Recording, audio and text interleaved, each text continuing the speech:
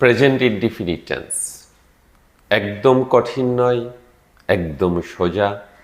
মাত্র 5টা নিয়ম ভালোভাবে শিখবেন, কোনো দিন আর প্রেজেন্ট ইনডিফিনিট টেন্সে আটকাবেন না। আসুন শুনি সেই নিয়মগুলো কি, এবং শুনে শুনে খাতায় লিখে নেবেন, একটু রিভিশন দিবেন।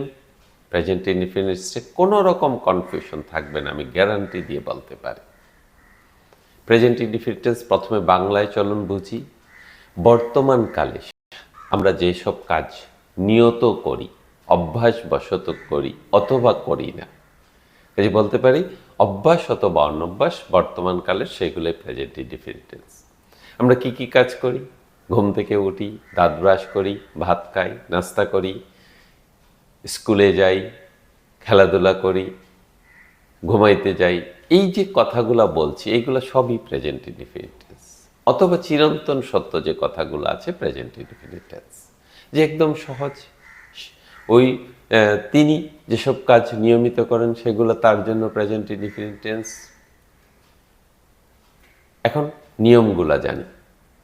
ইংরেজি কিন্তু আসলেই সহজ একটা ল্যাঙ্গুয়েজ, একটু নিয়মিত অভ্যাস করলে হবে। স্ট্রাকচারটা কি? প্রেজেন্ট ইনডিফিনিট সাবজেক্ট প্লাস ভার্বের প্রেজেন্ট ফর্ম।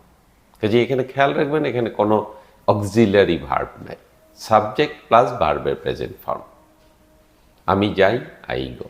তুমি যাও, ইউ গো। কিন্তু আছে একটা, সেটা হলো সাবজেক্ট যদি থার্ড পারসন সিঙ্গুলার নাম্বার হয় তবে প্রেজেন্ট ইনডিফিনিট টেন্সে এবং কেবলমাত্র প্রেজেন্ট ইনডিফিনিট টেন্সে ভার্বের শেষে এস বা এস যোগ করতে হয়। তাহলে হি থার্ড পারসন,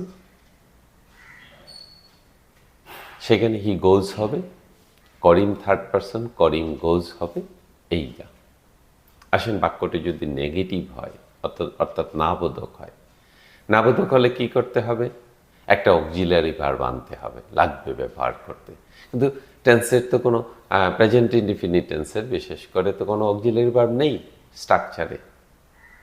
এমিজার দিবেন, ও তো ঝামেলা হবে। এমিজার তো কন্টিনিউয়াস টেন্সে ব্যবহার হয়। তাইলে গ্রামারিয়ানরা বলল তাকে একটা সেপারেট অক্সিলারি ভার্ব দিয়ে দিই। এটা কোনটা? এটা ডু ভার্ব। তাইলে সে যায় না, হি ডাজ নট গো। এই যে ইএসটা এখানে অক্সিলারি ভার্বের সাথে চলে এসেছে।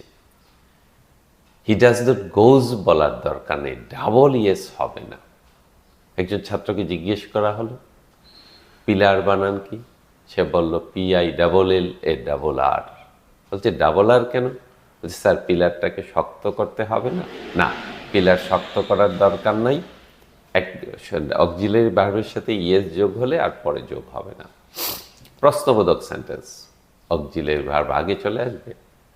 বেসিক স্ট্রাকচারে নেই, কিন্তু তাকে তো দেওয়া হয়েছে ডু ভার্ব, ওই ডুটা আগে চলে আসবে। তুমি কি যাও? Do you go. তুমি কি খেলো? Do you play. আরেক ধরনের সেন্টেন্স ব্যবহার হয়, সেটা হলো ইন্টারোগেটিভ নেগেটিভ। ইন্টারোগেটিভ নেগেটিভে কি হয়? ইন্টারোগেটিভ নেগেটিভে নট নাউনের আগে প্রোনাউনের পরে বসে। এটা একটা নিয়ম আছে, এটা মাথায় রাখতে হবে। তুমি কি যাও না? Do you not go. You pronoun, কাজে প্রোনাউনের পরে নট। করিম কি যায় না? Does not Karim go. কাজে এই তো বেসিক কয়টা নিয়ম, 5টা নিয়ম। সাবজেক্ট প্লাস ভার্বের প্রেজেন্ট ফর্ম। বাক্যটি নেগেটিভ হলে একটা অক্সিলারি ভার্ব ডু ব্যবহার করতে হবে। Subject third person singular number হলে ভার্বের শেষে এস বাই এস যোগ করতে হবে। ইন্টারোগেটিভ নেগেটিভ সেন্টেন্সে নট নাউনের আগে প্রোনাউনের পরে বসবে। আর শুধু ইন্টারোগেটিভ হলে ডু এর ফর্ম বাক্যের প্রথমে ব্যবহার করতে হবে। That's simple. এই 5টা নিয়ম আবার রিভিশন দিচ্ছি। প্রথম কথা, বাক্যটি অ্যাসার্টিভ বা পজিটিভ, সাবজেক্ট প্লাস ভার্বের প্রেজেন্ট ফর্ম।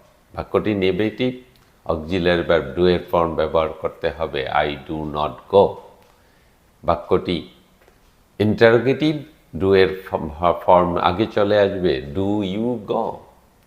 বাক্যটি ইন্টারোগেটিভ, নট নাউনের আগে প্রোনাউনের পরে, do you not go, does not Karim go.